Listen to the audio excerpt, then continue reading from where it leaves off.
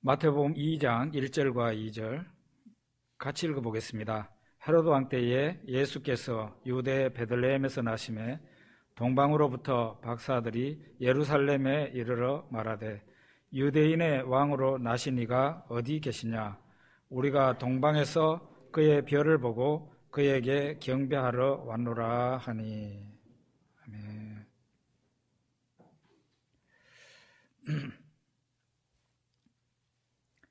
오늘 이 본문에 보면은 박사들이 동방에서 왔다 그렇게 되어 있습니다. 동방이라는 곳이 어디인가? 고대 바벨론이나 페르시아를 동방이라고 그렇게 말을 했습니다. 지금의 이라크와 이란 지역이라고 말을 할 수 있을 것 같습니다. 지금 이란 땅에 속해 있는 우르미에라는 곳에 동방박사 교회가 있고, 그 지역에 있는 사람들은 2000년 전에 예수님 탄생 때에 그 지역에 있는 박사들이 베들레헴에 가서 경배하고 돌아왔다는 그런 그 전설이 그 지역에 있다고 그럽니다. 그 유적까지도 있고요. 거기가 이 유대 지역에서, 그러니까 베들레헴에서 거기까지 어느 정도의 거리인가? 하루에 30km를 걷는다면 약 2달 정도 걸리는 그런 지역입니다. 동방박사들이 별을 보고 이동했다 그랬죠. 그럼 별은 이제 밤에 나타나는 건데, 그렇다면은 하루의 이동 거리가 더 적었을 거라고 생각한다면은 한 석 달이나 넉 달쯤 걸려서 왔을 가능성도 충분히 있겠습니다. 그 멀고 먼 곳에서 예수 그리스도의 그 탄생을 직접 자기들 눈으로 목도하고 경배하려고 온 것이 놀랍고, 거기에다가 분명히 본다고 믿었기 때문에 그들은 예물까지 준비를 해서 출발을 했던 것이죠. 이런 것들이 정말 놀랍습니다. 세상에 불가사의한 일이 많죠. 사람으로서는 사람의 생각의 한계를 뛰어넘는 그런 일이 종종 세상에 생기는데, 예수님 탄생 시에 동방박사들의 출현은 사실상 불가사의한 일이다, 그렇게 말을 할 수 있습니다. 자, 그러면 이 사람들은 유대인인가 이방인인가? 아마도 유대인이 아니라 이방인이었다는 것이 거의 확실시 되는 것 같아요. 왜냐하면 이 동방박사들이 예루살렘을 왔단 말이에요. 예루살렘을 와서 유대인의 왕으로 태어나신 분이 어디 계시냐 하고 물으니까 헤롯 왕과 온 예루살렘 사람들이 소동이 일어났다 그랬습니다. 그러니까 이들이 예루살렘에 와가지고 유대인의 왕으로 태어나신 그리스도가 어디서 태어나셨는지, 어디 계시냐고 물었던 겁니다. 그 유대인들은 성경을 잘 알아요. 유대인들이 성경 모르는 사람은 없어요. 왜냐하면 어릴 때부터 성경을 외우기 때문에 성경은 특별히 잘 알고, 예수님 당시에는 지난주에도 제가 설교했지만 이 묵시에 대한 관심이 굉장히 많았어요. 그러니까 메시아가 곧 오시게 된다는, 곧 출현하게 된다는 그런 의식이 유대인들 가운데 팽배해 있었어요. 그러니까 그와 연관된 탄생지는 유대인들에게서는 상식 중에 상식이죠. 그런데 이 동방박사들이 유대인들이 잘 알고 있는 예수님의 탄생지를 간 것이 아니라 유대인의 수도 예루살렘에 와가지고 왕이 어디 계시냐고, 태어나신 왕이 어디 계시냐고 그렇게 물었으니까 우리가 이들을 유대인이 아닌 이방인으로 생각하는 것이 맞겠다, 그런 생각이 드는 거죠. 그러니까 이 동방박사들은 예루살렘에 와서야 예수님의 그리스도의 탄생지가 예루살렘이 아니라 베들레헴이라는 사실을 알고 베들레헴으로 가게 됩니다. 유대인이 아니라 이방인이라는 그런 증거가 되죠. 자, 그러면 이 사람들은 박사라 그랬는데 이 박사라는 신분은 도대체 어떤 종류의 사람인가? 박사라는 말을 우리말 성경은 대부분 다 박사라고 번역을 했고요. 또 중국어 성경도 박사라고 되어 있어요. 그런데 영어 성경을 보면은 여러분들이 좀 다르다는 것을 알게 될 겁니다. 대부분의 영어 성경은 마기라고, 귀자가 아니고 기, 기역 걸을 때 기자입니다. 마기라고 그렇게 되어 있어요. 그거는 성경 원문이 그렇게 되어 있기 때문입니다. 그런데 킹 제임스 성경은 뭐라고 이 박사를 번역을 했는가 하면은 와이즈맨이라고 그렇게 해놨어요. 와이즈맨이라는 것은 지혜자라는 뜻입니다. 지혜자. 킹 제임스 번역이 정확한 번역이에요. 정확한 번역.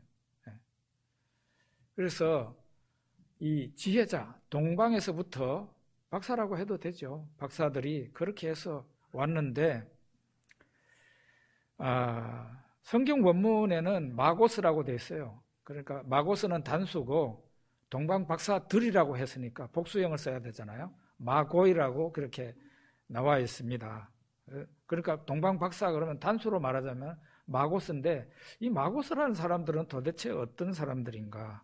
킹 제임스 성경은 지혜자라고 그렇게 번역해. 그게 정확하다는 거예요. 열왕기상 4장 30절에 솔로몬의 지혜를 말하면서 이렇게 얘기합니다. 솔로몬의 지혜가 동쪽 모든 사람의 지혜와 애굽의 모든 지혜보다 뛰어난지라 이렇게 말을 하고 있어요. 동쪽 모든 사람, 동쪽이라는 말은 동방이라는 말이에요. 솔로몬의 지혜가 동방 모든 사람들의 지혜와 애굽의 모든 지혜보다 뛰어났다 그랬어요. 이 말은 고대에 동방과 애굽에 지혜자라는 특별한 신분의 사람들이 있었다는 것을 의미해요. 그 사람들은 자기 나라뿐만 아니라 다른 나라에도 알려져 있을 만큼 지혜자라고 알려져 있을 만큼 지혜에 있어서는 대단한 사람들이었습니다. 자, 그러면은 그래도 뭐 감이 안 잡히죠. 그러면 지혜자가 어떤 사람인가? 공중에 떠 있는 구름같이 느껴지죠. 좀 더 구체적으로 이런 사람들이 지혜자구나 성경에서 보여줍니다. 성경에 이 마고스의 유형의 사람을 보여주고 있는데 그 한 사람이 바로 솔로몬이고 솔로몬. 그 다음에 애굽의 노예로 팔려갔다가 애굽 총리가 된 요셉. 그리고 바벨론 포로로 끌려간 다니엘과 세 친구. 다니엘만이 아니고 다니엘과 세 친구가 바로 그 지혜자 마고스의 한 유형을 보여주는 인물들이다. 그렇게 말을 할 수 있습니다. 요셉이나 다니엘은 이 사람들을 얘기를 할 때는 항상 지혜라는 말이 따라다녀요. 창세기 41장에 애굽 왕 바로가 어느 날 꿈을 꾸었습니다. 바로가 꿈속에서 자기가 이렇게 나일 강가에 서 있었어요. 그런데 그 강에서 아주 아름답고 아주 살이 포동포동한 암소가 7마리가 강에서 올라와 가지고 이렇게 풀을 뜯어먹는 거예요. 그런데 바로 뒤에 아주 바싹 마르고 흉하게 생긴 암소가 7마리가 그 강에서 나일강에서 올라오더니 이 아름답고 살찐 7 암소를 잡아 먹어버렸어요. 그런 꿈을 꾼 거예요. 그러니까 바로가 잠에서 깨어서 일어나가지고 정말로 희한한 꿈이 다 있네 이러고 그러고 이제 또 잠이 든 거예요. 그랬더니 이번에는 또 다른 꿈이 또 꾸게 됐는데 아주 무성하고 충실한 7 이삭이 한 줄기에서 이렇게 나왔어요. 한 줄기가 있는데 7 이삭이 아주 그 곡식 이삭이 7 이삭이 나와가지고 보기가 좋았어요. 그랬는데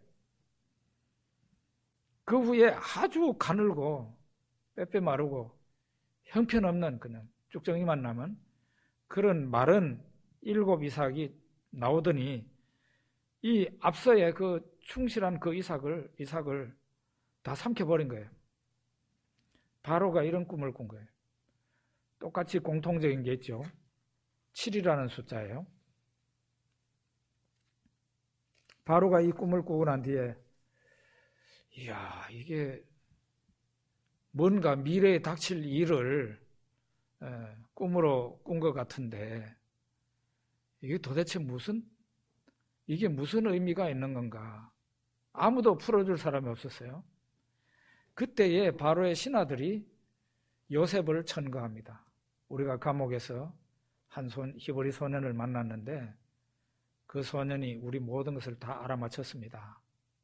우리 꿈을 잘 해석했는데 그대로 됐습니다. 그러니까 그 사람 데려오라 이렇게 된 거예요.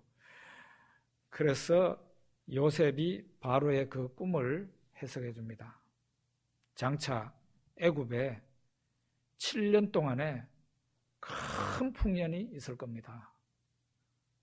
전무후무한 그런 풍년이 7년 동안 있게 될 겁니다. 그런데 그 7년 풍년이 지나가고 난 뒤에는 한 번도 겪어보지 못한 어마어마한 또 흉년이 7년 동안 있게 될 겁니다. 바로 왕이 본 그 7 암소, 포동포동한 7 암소는 7배의 그 풍년을 의미하는 거고, 그 다음에 아주 파리하고 못생기고 빼짝 말른 그 암소는 7회의 7년의 흉년을 의미합니다. 이 흉년이 얼마나 대단한지 앞서서 있었던 그 풍년을 다 잊어먹을 정도로 그 정도로 흉년이 무섭다는 거죠. 그래서 대왕께서는 지혜로운 자, 좋은 사람을 해서 이 풍년 때에 나오는 그 곡식을 잘 해서 7년 흉년을 잘 지나가야 됩니다 라고 얘기를 했어요. 그러니까 그 말을 애굽왕 바로가 듣고 이런 말을 합니다.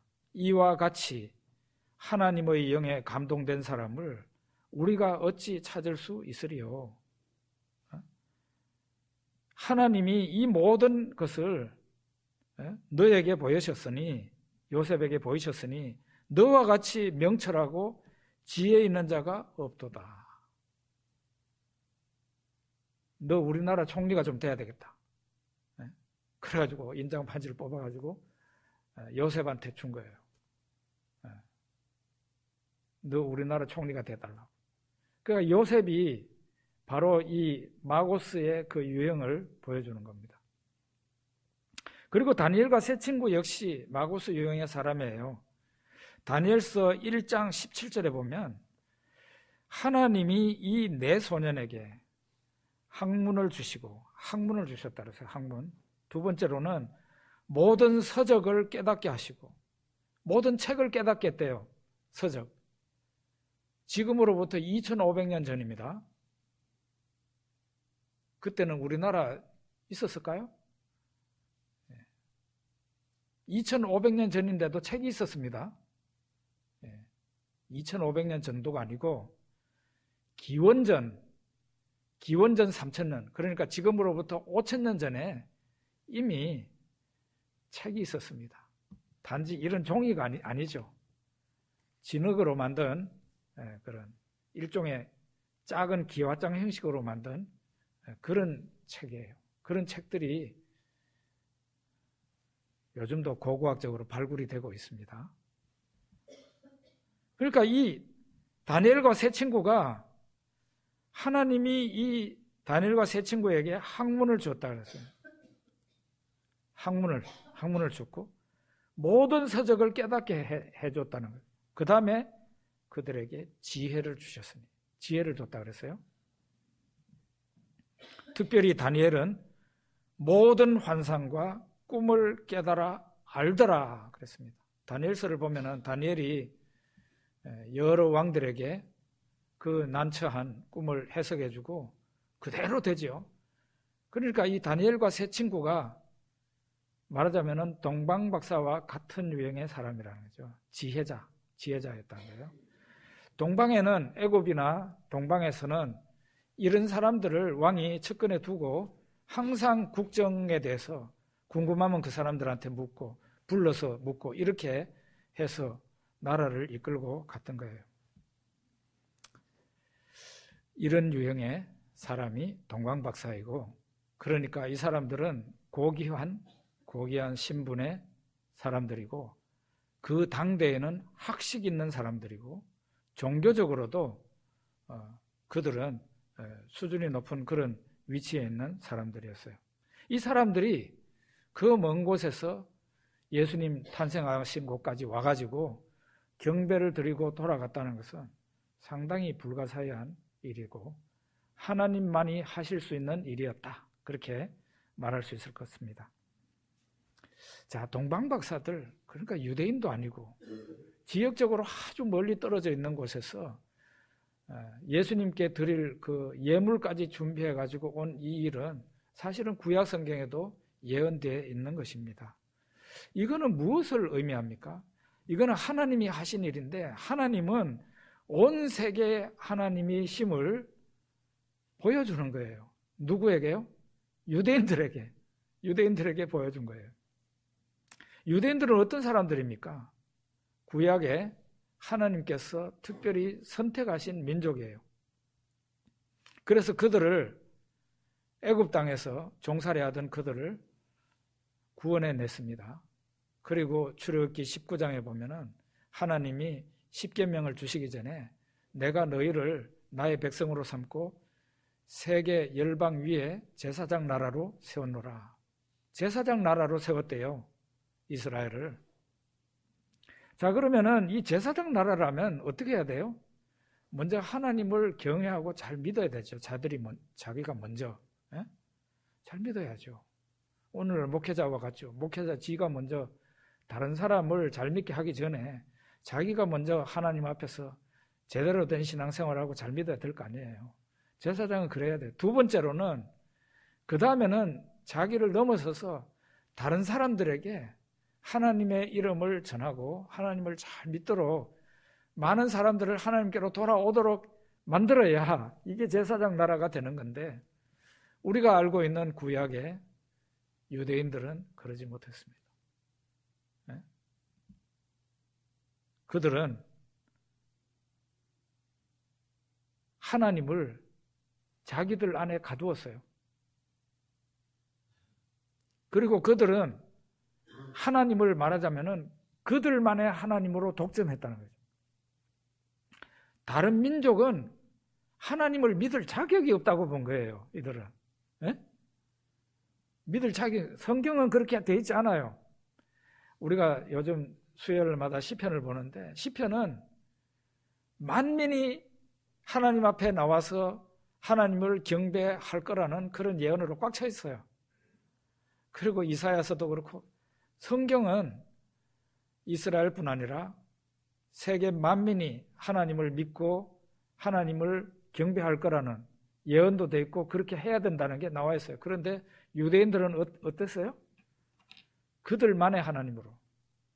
그러니까 자기네는 선택을 받아서 하나님을 믿을 자격이 있지만 저 이방인들은 하나님을 믿을 자격이 없는 사람들, 그러니까 하나님이 버리신 사람들로 생각을 한 거예요. 그러니까 복음을 전할 수 있겠어요, 없겠어요? 못 전했죠. 신약시대도 보십시오. 예수님은 이방인들에게 가가지고 예수님 자신을 알리고 믿음을 칭찬까지도 하고 그러는데, 예수님 승천하시고 난 뒤에 예수님 제자들은 이방인들에게 가기까지 하나님이 특별히 그들에게 나타내 보이시고 역사하시고 난 후에야 겨우 이방인들에게 가가지고 복음을 전하는 사람이 됐잖아요. 베드로가 이방인한테 전도를 했다가 난리법석을 피웠잖아요, 다른 사람들이. 그만큼 유대인들이 막힌 사람들. 요즘도 마찬가지예요. 요즘도 유대인들은 하나님을 독점하고 있습니다. 다른 나라 사람들은 그들의 하나님을 믿으면 안 되는 거예요.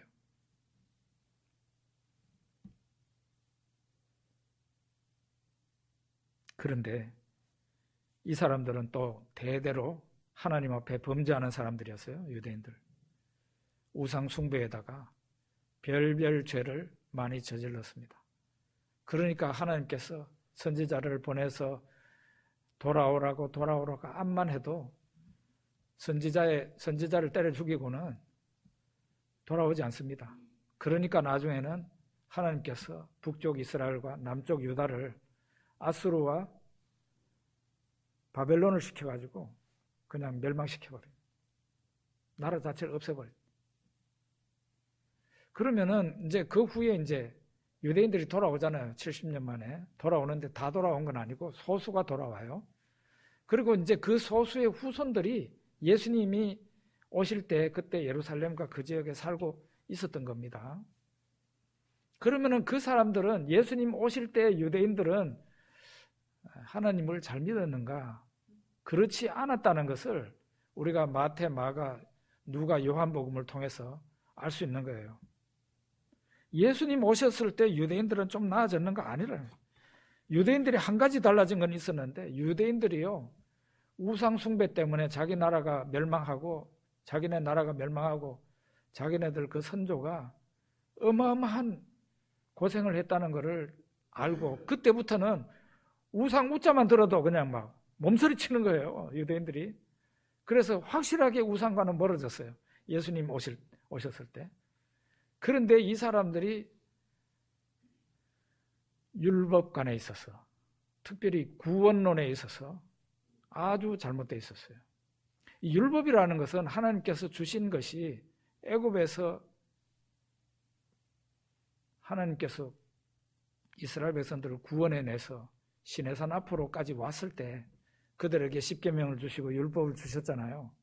그러니까 구원받은 사람들한테 이제 너가 하나님의 백성이 되었으니, 구원받아 하나님 백성이 되었으니 너희는 이렇게 살아야 된다, 이게 표준이다 해가지고 준 게 십계명이고 율법인데, 유대인들은 거꾸로 사람이 구원을 받기 위해서는 이 율법을 지켜야 된다고 생각을 한 거예요. 구원론이 잘못된 거죠. 그리고 참 예수님 당시에 유대인들이 어땠는가 하면은 자기네는 율법을 지킬 수 있다고 생각을 했어요. 그래서 율법을 지킴으로 의롭게 될 수 있고 그래서 구원받을 수 있다고 생각을 한 거예요. 실제로 우리가 사복음서를 보면은 예수님이 만난 많은 사람들이 자기를 죄인이라고 생각을 안 해요. 예수님이 묻잖아요, 부자 청년한테도. 너 이렇게 율법을 쭉 십계명을 얘기하면서 이거 지켜는, 예 선생이요, 제가 어릴 때부터 잘 지켰습니다. 제가 뭐가 부족합니까? 이렇게 말하는, 이게 그 당시 유대인들의 모습이에요. 나는 죄인이 아니다는 거죠. 죄인은 저 창녀들, 저 세리, 저 사람들이 죄인이지 왜 내가 죄인이냐? 이방인들이 죄인이지. 나는 하나님 말씀을 잘 지켰고 나는 의로운 사람이다. 그렇게 생각했으니 이 사람들은 구원자가 필요가 없는 겁니다. 그렇잖아요? 구원자가 필요가 없는 거예요. 하나님 나는 죄인입니다 해야 그 사람에게 구원자가 필요한 것이지, 나는 죄가 없어, 나는 잘 지켰다, 하나님 말씀 잘 지켰어, 나야말로 의인이지 죄인이 아니지, 이런 사람한테는 구원자가 필요 없다는 거예요. 그래서 그들은 하나님께 버림을 받습니다. 로마서 9장에서 11장까지 내용에 보면 유대인들이 왜 하나님께 버림을 받았는지 나와 있어요. 학생이 시험을 쳤어요. 선생님이 시험지를 딱 내줬는데 자기가 자기 자신의 시험지를 채점한 겁니다, 학생이. 근데 올 100점이야. 지가 매기니까. 그래가지고 선생님한테 가지고 나가서 제가 오늘 100점이네요 하면서 선생님한테 딱 이렇게 답안지를 갖다 내미니까 선생님이 시험을 채점해 보니까 얘가 20점밖에 안 돼. 야, 너 20점밖에 안 되는데 왜 100점이라고 그랬어? 그 꼴이란 말이에요, 유대인들이. 그래서 그들은 하나님께 버림을 받고 이방인들이 하나님 앞에 나와서 하나님 저는 죄인입니다, 저를 구원해 주십시오 하는 그 이방인들은 여러분과 저 같은 사람이죠. 구원받은 사람.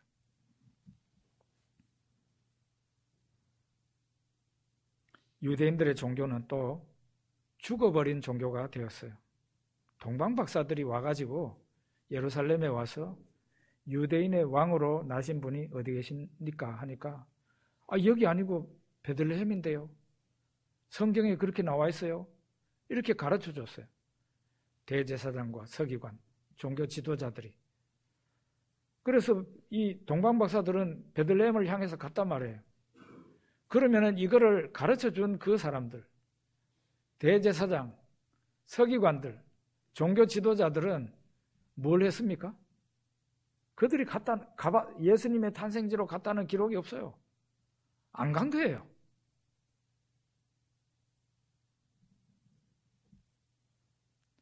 예수님 계시는 그 베들레헴에 가서 뵙고 경배했다는 말이 없잖아요. 그러니까 이 사람들은 입으로는 그냥 항상 성경 말씀이 술술 나오는 사람들이에요. 주여 주여 하는 사람들입니다. 그런데 예수님 말씀처럼 입으로는 주여 주여 하지만 너희 마음으로는 하나님으로부터 멀다. 예수님이 그랬잖아요. 입으로는 항상 하나님을 외치지만 마음은 하나님에게서 먼 사람들이 너희들이다. 유대인들이 그랬단 말이에요. 종교 지도자들 그랬어요. 그러니까 이 사람들의 종교는 사실상 죽어버린 종교예요. 사실상 죽어버렸어요. 우리나라 한국 사회에 별별 이단들이 많이 나타나가지고 지금 우리 한국 가정과 사회와 국가가 막 고통을 많이 당하고 있습니다. 종교의 자유가 있잖아요. 종교의 자유가 있다는 것은 지가 하나님이 될 자유가 있는 거지. 우리나라 국민은. 내가 종교 창시자가 될 수 있는 거예요. 거기에다가 내가 뭘 믿든 국가가 터치를 못해. 그게 종교 자유예요. 예? 그러니까 이단이 생기는 거예요.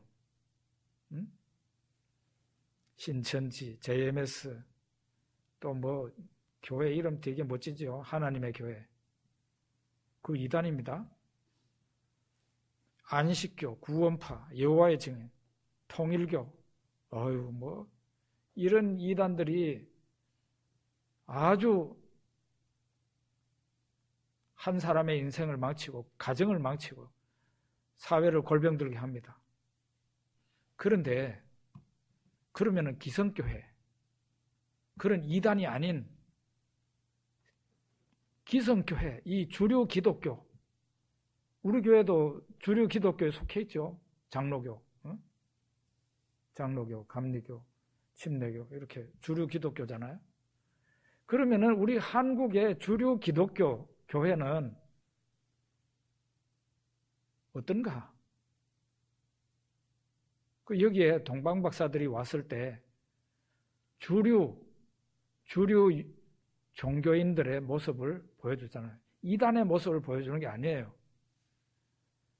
동방 박사들이 예루살렘에 왔을 때, 예수님이 탄생하셨을 때 주류 종교인들이 어떤 모습을 보여줬는지를 마태, 마가, 누가, 요한복음에서는 보여줍니다. 그들은 예수님은요, 헤로도 왕하고 로마 총독 본디오 빌라도 이런 사람들은 거의 언급조차 하지 않아요. 예수님이 계속 질타하고 혼내는 사람들은 누군가 하면은 주류 종교의 종교 지도자들이에요. 바리새인들과 서기관들, 사두개인들. 그리고 그들이 나중에 로마 총독 빌라도가 내가 보니 이 사람 죄가 없다. 그냥 몇 대 때려서 풀어주겠다 그러니까 그게 아니라고 그러면서 십자가에 못 박아야 된다고 해가지고 외친 사람들이 그 종교 지도자들 아니에요. 그래서 예수님 십자가에 달리신 거예요.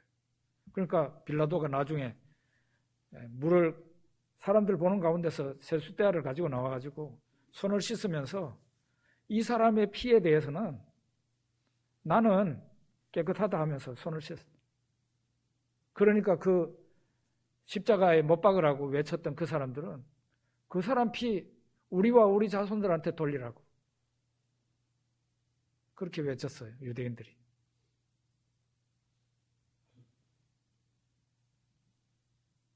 당시에 예수님 탄생 시에 주류 종교인들과 그 지도자들이 예수님이 탄생하셨다는, 그리스도가 탄생하셨다는 쇼킹한 뉴스를 듣고도 꿈쩍도 하지 않았어요. 예수님 그리스도의 탄생에 대해서 관심이 없었어요. 그 베들레헴이 얼마 된다고. 동방박사들은 그 먼 곳에서 왔는데 그 바로 옆에 있는 베들레헴도 안 갔어요.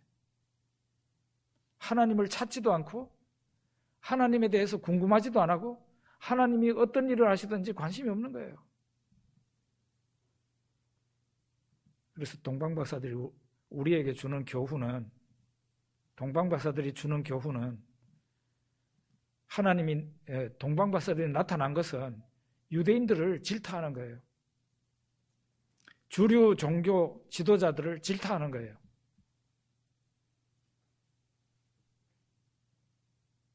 이런 부분을 보면서 우리가 특별히 마태복음을 보면서 많이 낮아지고 겸손하고 우리 잘못된 부분을 찾아내야 돼요. 그런데 동방박사들은 어떻습니까? 이 사람들은 메시아를 찾는 자들이죠. 진리를 찾는 자의 그 진실된 모습을 우리에게 보여줍니다. 아까도 말씀드린 것처럼 동방박사들은 유대인이 아니라 이방인이에요. 그리고 마고스입니다. 마고스. 동방의 지혜자, 고귀한 신분을 가지고 있는 사람이에요. 그리고 그러다가 보니 이 사람들은 성경에 대해서는 모르는 사람들이에요. 이 사람들이 살고 있는 곳이 너무 먼, 지리적으로 너무 멀고 그들이 가지고 있는 지식의 한계도 있어요. 그들은 성경을 모르니까 지식의 한계, 다른 분야에 대해서는 지식이 있지만 적어도 예수 믿는 이 부분에 대해서는 지식이 거의 없는 사람들이 있다는 거죠. 지식의 한계가 있는 사람들이에요. 그런데 그들이 살고 있는 곳에서, 그 동방에서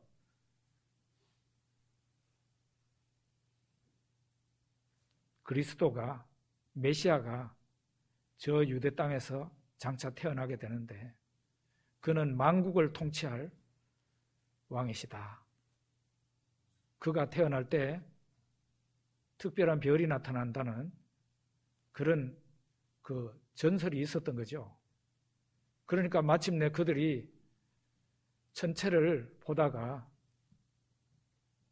별이 나타난 걸 보고 태어났구나, 메시아가 태어났구나 해가지고